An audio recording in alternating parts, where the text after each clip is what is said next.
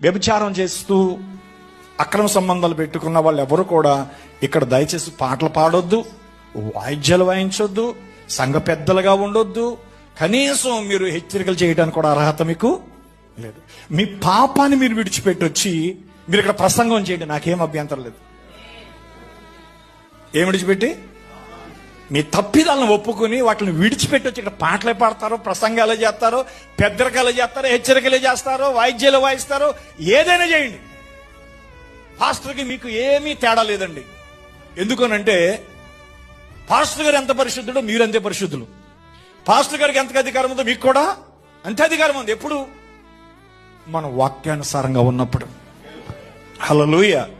కాబట్టి నేను ప్రేమతో చెప్తున్నాను, మీరు సిగరెట్లు కాలుస్తూ, త్రాగుడు తాగుతూ, వ్యభిచారం చేస్తూ, అక్రమ సంబంధాలు పెట్టుకుని అక్రమ జీవితాలు జీవిస్తూ మీరు దేవుని మందిరంలో ప్రార్థన కూడా పుల్పిటి దగ్గరికి వచ్చేయొద్దు.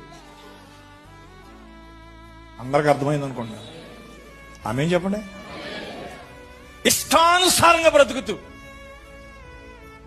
విచ్చలవిడిగా బ్రతుకుతూ, దైవ భయం లేకోకుండా మీరెంతో మాత్రం ఇక్కడికి వచ్చి పాటలు పాడొద్దండి, వాయిద్యాలు వాయించొద్దండి, ప్రార్థనలు ఇక్కడికి వచ్చి చేయొద్దండి. అదేంటండి పాపులకు చోటు లేదండి? ఉంది పాపులు చోటు.